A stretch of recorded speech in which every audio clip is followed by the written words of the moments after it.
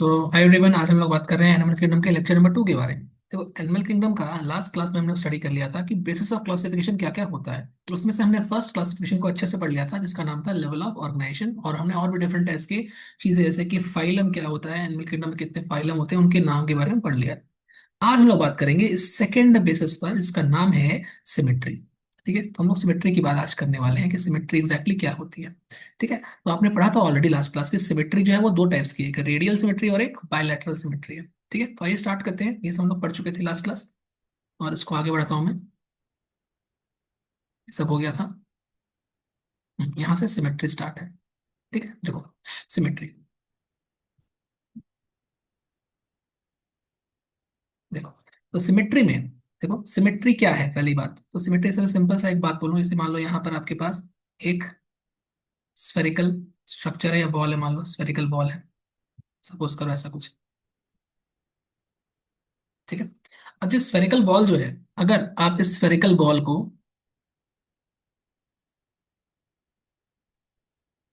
अगर इस spherical ball को आप कट करना चाहते हैं, ठीक है, पहली बात तो उसका सेंटर कहाँ होगा। तो अगर मैं इसकी सेंटर की बात करूँ, तो उसका सेंटर देखो यहाँ पर कहीं होगा, अंदर में, है ना। अब इसके सेंटर से अगर हम एक स्ट्रेट लाइन ड्रॉ करें, इसको सेंटर से कट करती हुई जा रही है वैसे करके। ठीक है, तो ये जो लाइन या प्लेन बन रहा है, ठीक है, इसको आप बोलते हो प्लेन ऑफ सिमेट्री। क्या बोलते हो? Plane of symmetry. This is plane of symmetry. ठीक है, अब ये जो प्लेन ऑफ सिमेट्री है, एक्चुअल में ये इस बॉडी को दो पार्ट्स में क्लासिफाई कर रही है, या फिर बोल सकते हो दो पार्ट में इसको डिवाइड कर रही है। एक पार्ट ये वाला हो गया फर्स्ट पार्ट, और एक हो गया सेकंड पार्ट ये वाला। क्या ये दोनों पार्ट ऑलमोस्ट इक्वल है? तो हम बोलेंगे यस, ये दोनों पार्ट ऑलमोस्ट इक्वल है। ठीक है, तो अगर ऐसा होता है कि सेंटर से पास करने वाली प्लेन, जैसे ये येलो कलर की जो प्लेन है, ये सेंटर से पास कर रही है, जो इस बॉडी को दो इक्वल हाफ्स में डिवाइड करे, तो ऐसे प्लेन को हम बोलते हैं प्लेन ऑफ सिमेट्री। ठीक है, और हम बोलेंगे कि अगर ऐसा हो रहा है और दो पार्ट्स मुझे इक्वल मिल रहे हैं, तो मैं उस ऑर्गेनिज्म को बोल दूंगा कि ये ऑर्गेनिज्म कैसा है, ये सिमेट्री फॉलो कर रहा है। इसलिए हम उसको बोल देंगे ये ऑर्गेनिज्म क्या है, सिमेट्रिकल ऑर्गेनिज्म है, मतलब इसमें सिमेट्री प्रेजेंट है। सिमेट्री क्या है? प्रेजेंट है। समझ गए बात? सिमेट्री यहाँ पर प्रेजेंट है। ठीक है, अब इस लाइन को पढ़ो ध्यान से। If an organism can not be divided into equal planes. ठीक है, या आप इसको पढ़ो पहले, चलो। If an organism can be divided into equal planes, इसकी बात कर रहे हो।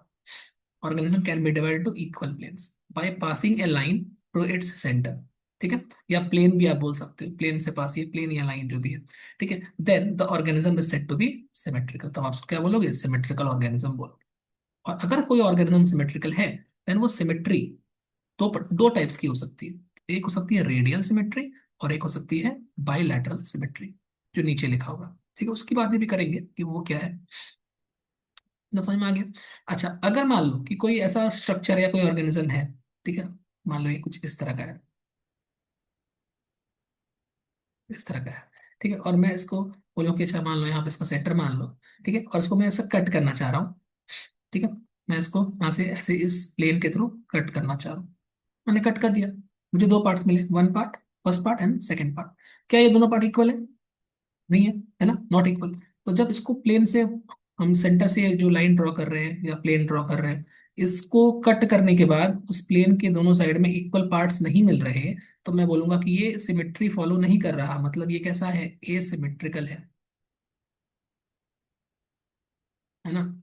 ये कैसा है? ए सिमेट्रिकल है, ये ए सिमेट्रिकल है। ठीक है, सिमेट्री फॉलो नहीं कर रहा, तो ऐसे में सिमेट्री एब्सेंट होती है। Symmetry is absent. समझ में आ रहा बात? पढ़ो। If an organism cannot be divided into equal planes by passing a line through its centre, then the organism is said to be asymmetrical. ठीक है, एग्जांपल क्या है इसका? देखो एग्जांपल आप याद रख लो, इसका पोरिफेरा है। ठीक है, यहाँ तक कोई दिक्कत किसी को? ठीक है, इसका एग्जांपल क्या है? पोरिफेरा। इसका एग्जांपल है पोरिफेरा। ठीक है, पोरिफेरा फाइलम पोरिफेरा जो है वो एसिमेट्री का एग्जांपल है। ठीक है, अच्छा, सिमेट्रिकल में दो पार्ट्स आते हैं, एक रेडियल और एक बायलैटरल। तो पहले आप याद कर लो रेडियल के दो एग्जांपल, सिलेंटरेटा एंड टिनोफोरा। रेडियल के दो एग्जांपल सिलेंटरेटा एंड टिनोफोरा, एक और अभी आएगा बताऊंगा। ठीक है, और बायलैटरल में देखो, ह्यूमंस बायलैटरल है। ठीक है, प्लाटी हेलमिंथस, प्लांटी इसने बार बार लिख रखा है, प्लांटी नहीं है ये, प्लाटी है। ठीक है, तो Platyhelminthes to Chordata, Platyhelminthes to Chordata, Platyhelminthes to Chordata. अब इसमें इकानोडर्मेटा में थोड़ा अलग होता है, बताऊंगा मैं आपको। ठीक है, तो अभी तो बेसिक हुआ है, ऐसा ऐसा होता है, इसी को हम बोलते हैं सिमेट्री। ओके, अब देखो रेडियल सिमेट्री में आते हैं, तो ध्यान देंगे। रेडियल सिमेट्री, तो radial symmetry, when organism is when an organism can be divided into two equal halves in more than one plane, more than one plane, plane किसका लिखा है? ठीक है, तो when an organism can be divided into two equal halves, जब हम एक organism को मोर देन एक प्लेन से हम डिवाइड करते हैं, सिंपल बात करें अगर हम साधारण भाषा में, जैसे मान लो ये एक ऑर्गेनिज्म है। ठीक है, अब मैं बोल रहा हूँ ये इसका सेंटर है, और इसको हम इस प्लेन से डिवाइड कर रहे हैं। तो आपने क्या किया, यहाँ से एक प्लेन ली, यहाँ से एक छुरा लिया मान लो, और यहाँ से काट दिया ऊपर से नीचे तक। ऊपर से जैसे केक काटते हो, ऊपर से नीचे तक काट दिया इसको, काट दिया, दो पार्ट्स में, एक और दो, क्या है, दो पार्ट इक्वल है? यस इक्वल है। ठीक है, मैं बोला चलो मेरा मन अभी नहीं भरा, मुझे और केक काटना है, तो आप क्या करेंगे, फिर से सेंटर लेंगे। अब हम कह रहे हैं चलो यहाँ से काटते हैं, ऐसे काटते हैं, तो मुझे एक पार्ट ऊपर मिला, एक पार्ट नीचे मिला, ये भी इक्वल है ना?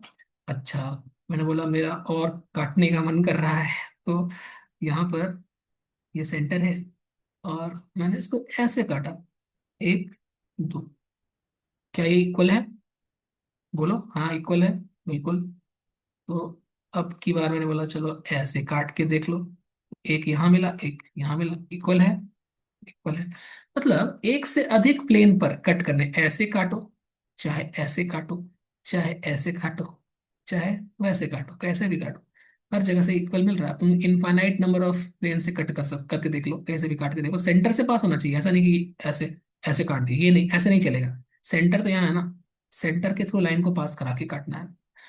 तो जब ऐसे कट करेंगे, जैसे जैसे यहाँ इसने ऐसे काटा है, देखो यहाँ पर ऐसे काटा तो दो इक्वल मिला होगा, ऐसे काटा तो भी मिला होगा, हर जगह से काट के देखा तो इक्वल इक्वल, मैंने अलग अलग करके दिखा दिया। समझ गए बात? तो इससे क्या हो रहा है, व्हेन एन ऑर्गेनिज्म, पढ़ो, can be divided into two equal halves in more than one plane, एक से अधिक प्लेन में कट करने के बाद आपको मिल रहा है, इतने सारे प्लेन में कट किया, देखो फर्स्ट प्लेन, ठीक है, ए plane, be plain, C plane, D plane, एक से अधिक टाइप के कटिंग के बाद भी आपको इक्वल पार्ट्स मिल रहे हैं। तो ऐसी सिमेट्री को हमने नाम दिया है रेडियल सिमेट्री। ठीक है, ऐसी सिमेट्री को बोले हैं रेडियल सिमेट्री। ओके। अच्छा, बट अगर मान लो कि मेरे पास एक बॉटल होती इस तरह से,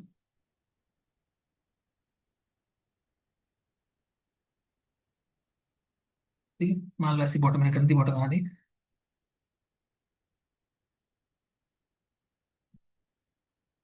तो ये एक बॉटल है मान लीजिए, किसी भी चीज की बॉटल है। ठीक है, और आप बोल रहे हो कि चलो इसको भी कट करके देखते हैं, तो चलो काट के देखो, इसको बॉटल काट के देखो। अगर तुम बॉटल को इस प्लेन से ऐसे कट कर रहे हो, थोड़ा सा टेढ़ा हो गया है, समझ जाना। ठीक है, ऐसे काट रहे हो, एक ये मिल रहा है, एक ये मिल रहा है, मिल रहा है, क्या इक्वल है? हाँ इक्वल है, लेफ्ट और राइट मिल रहा है, इक्वल है। बट अगर मैं इसको ऐसे कट करता, यहाँ बना रहा हूँ, फिर से वही बॉटल है मान लो, और मैं बोल रहा हूँ चलो यहाँ से इस बार ऐसे काट के देखो, एक ऊपर मिल रहा है, एक नीचे मिल रहा है, क्या इक्वल है? नहीं। अच्छा, ऐसे काटोगे तो फिर से बॉटल बनाना पड़ेगा, बार बार बॉटल बना के देखो, ऐसे काट के देखो, एक, तो क्या इक्वल है? तो आंसर है नहीं। हाँ, इधर तो इक्वल आ रहा था, बट इधर नहीं आया, इधर नहीं आया। अच्छा, ऐसे काट के देखो,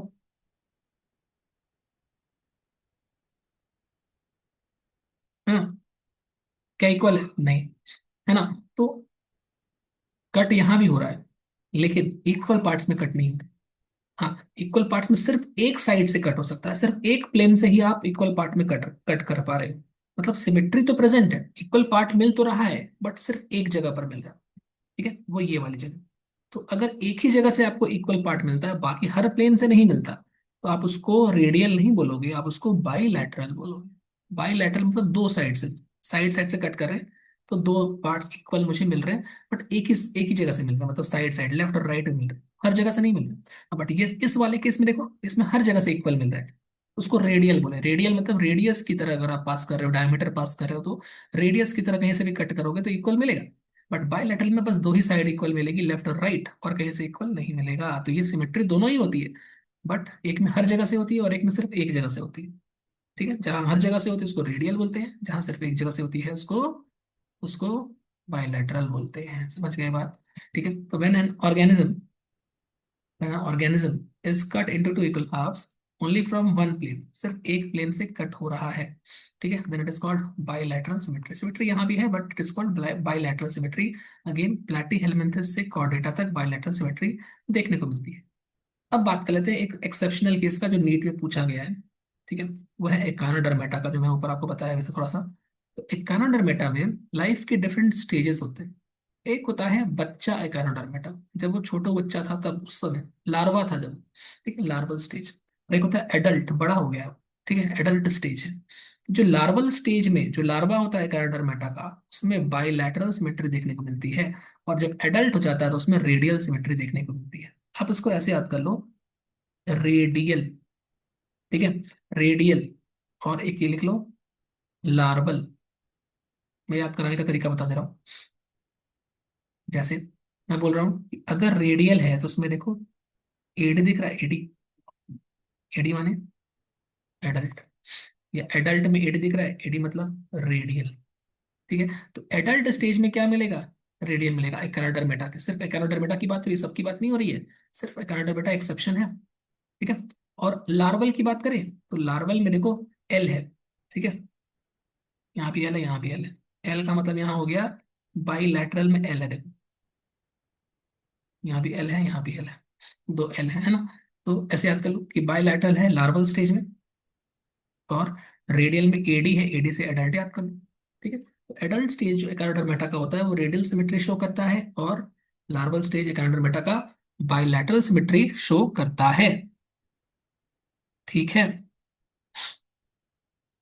ओके, एक मिनट, चलो।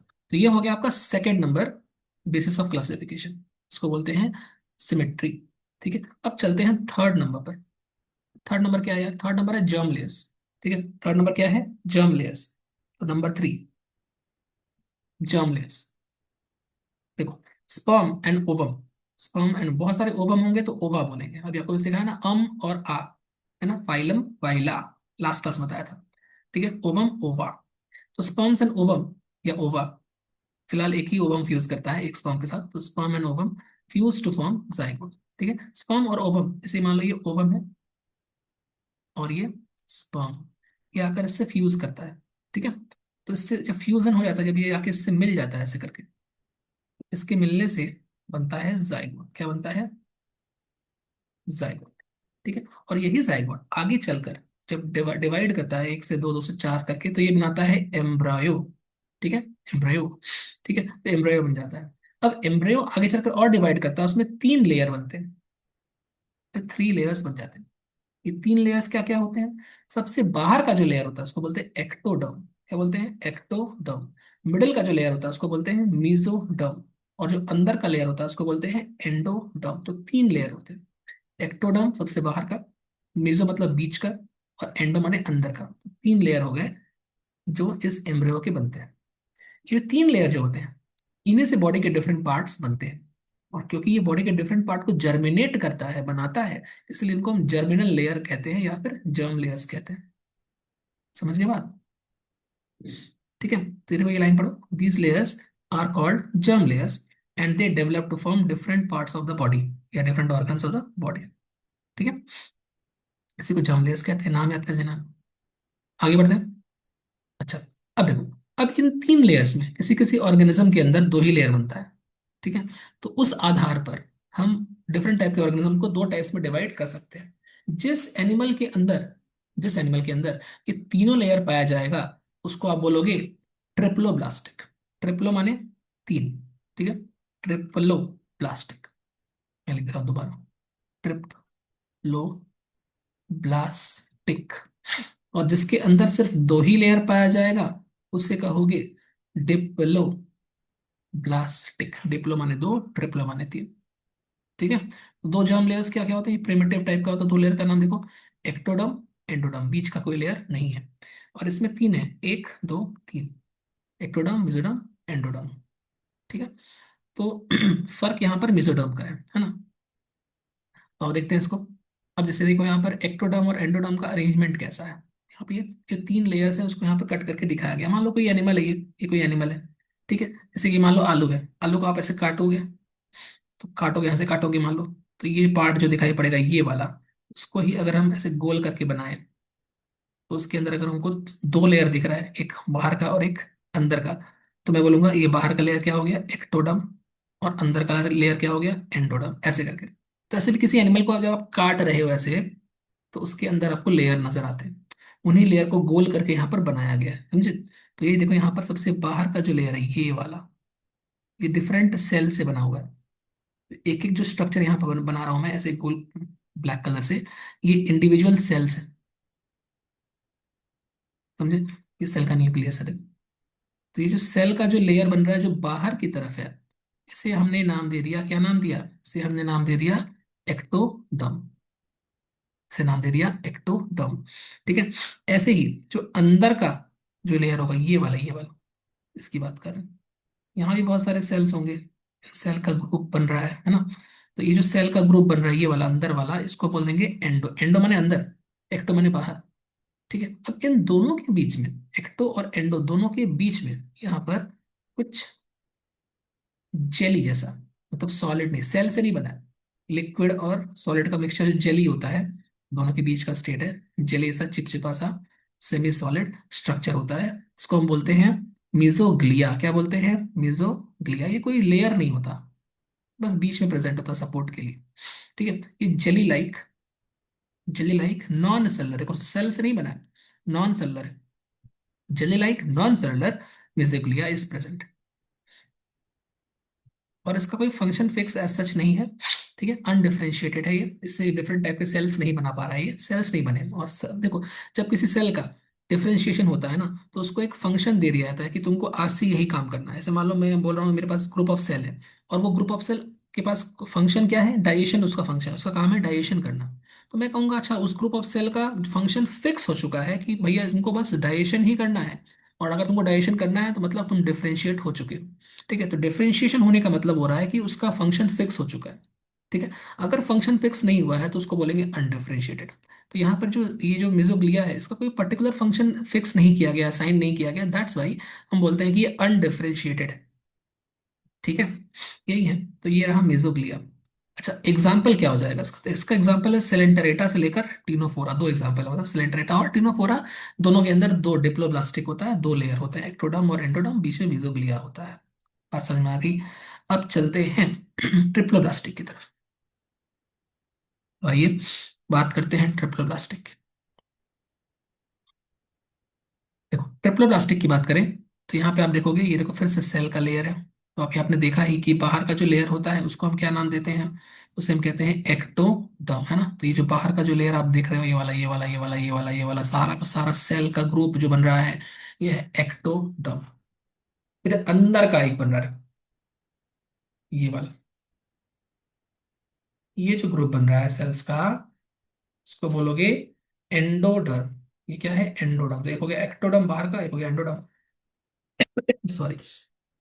अभी तक आपने देखा था कि दोनों के बीच में एक जेल लाइक लेयर था, इसको बोले थे mesoglea. Gel like non cellular layer था, सेल से नहीं बना था, सेल का होना जरूरी है। यहाँ पर अब सेल्स बनते हैं, तो यहाँ सेल प्रेजेंट है, वो सेल है गोल गोल बना हुआ। ये जेल लाइक नहीं है, ये सेल का लेयर है। तो जो ग्रीन कलर का आप देख पा रहे हो, जो ग्रीन कलर का आप देख पा रहे हो, ये सेल का लेयर है, और इसको हम बोलते हैं मेसोडर्म, बीच का लेयर। तो यहाँ तीन लेयर हो गए। ठीक है, तो इस तरह से हम बोल सकते हैं कि अगर तीन लेयर प्रेजेंट है तो ऐसे ऑर्गेनिज्म को आप नाम दोगे ट्रिप्लोब्लास्टिक। ठीक है, ब्लास्ट का मतलब होता है ऐसे सेल्स का ग्रुप जो कुछ बना रहा हो। ठीक है, ब्लास्ट वर्ड का मतलब बायो में ही होता है कि कुछ बनाने वाले का। आप और भी पढ़ोगे, ऑस्टियोब्लास्ट, ठीक है, कॉन्ड्रोब्लास्ट पढ़ोगे बाद में, ये सब है। ओके, तो समझ गए इसका एग्जांपल क्या है, प्लैटी हेलमिंथस टू कॉर्डेटा। तो ये हो गया जर्म लेयर्स कंप्लीट। ठीक है। अब चलते हैं सीलोम की बात कर लेते हैं फटाफट। देखो सीलोम क्या है। The space between body wall and gut is called coelom. तो देखो ये एक इंसान है, ये इसका बॉडी वॉल है, ये इसका बॉडी वॉल है। अब बॉडी वॉल ये रहा ग्रीन कलर का, ठीक है। और मान लो इस रेड कलर का मैं बना रहा हूँ, ये इसका गट है, ठीक है। फूड इसका डाइजेस्टिव सिस्टम का पार्ट है, गट है ये वाला पार्ट, ठीक है।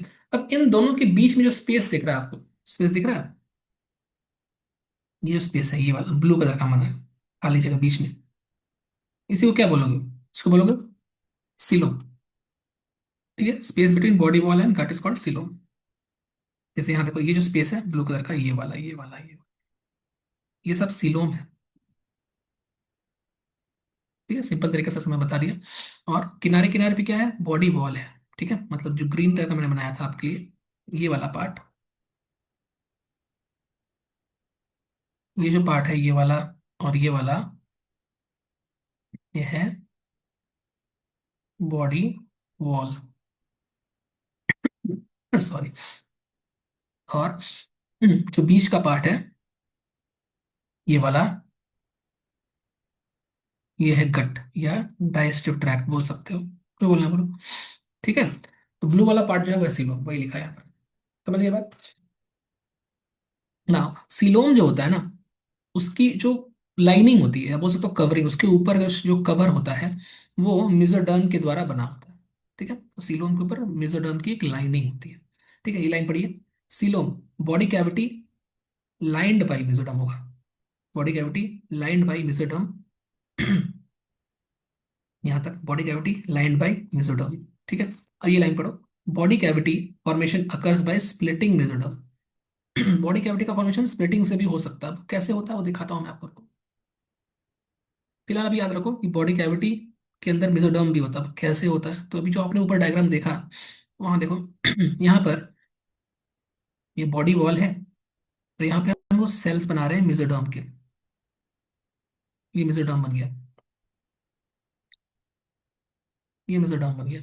ऐसे ही गट के भी चारों तरफ लाइनिंग बना दो मेसोडर्म की, यहाँ पे मेसोडर्म बन गया। अब देखो मेसोडर्म ये पूरा पार्ट है ना, ये पूरा पार्ट क्या है मेसोडर्म, ये पूरा पार्ट क्या है मेसोडर्म। अब मेसोडर्म से मेसोडर्म के बीच में जो खाली जगह है उसको क्या बोल दिया हमने, सीलोम बोल दिया।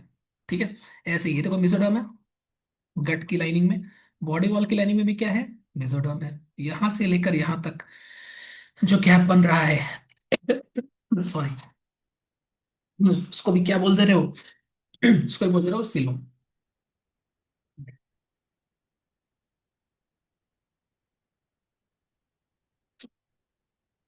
उसको भी बोल दे रहे हो आप सीलोम। ठीक है, तो organisms can be classified into three types on the basis of coelom. Coelom के आधार पर हम ऑर्गेनिजम्स को तीन पार्ट में क्लासिफाई कर सकते हैं। तीन पार्ट में कैसे क्लासिफाई कर सकते हैं, तो देखो, एक जिसके अंदर सीलोम प्रॉपरली प्रेजेंट हो, ठीक है, उसको बोलेंगे सीलोमेट। सीलोम किसको बोलोगे, जब सीलोम, उसी को बोलोगे ऐसा गैप जिसके दोनों साइड में मेसोडर्म प्रेजेंट हो। मेसोडर्म का होना जरूरी है। ठीक है, अभी आप देखोगे मेसोडर्म नहीं है तो उसको सीलोम नहीं बोल सकते। ठीक है, कहीं कहीं पर सीडो सिलोमेट भी होता है, कहीं कहीं पर ए सिलोमेट भी होता है। ठीक है, तो मैं एक काम करता हूँ, मैं अभी स्टॉप करता हूँ, मेरा गला थोड़ा खराब हो गया है। ठीक है, मैं नेक्स्ट क्लासेस को आगे बढ़ाता हूँ। ठीक है, चलो थैंक यू, बाय बाय, मिलते हैं नेक्स्ट क्लास।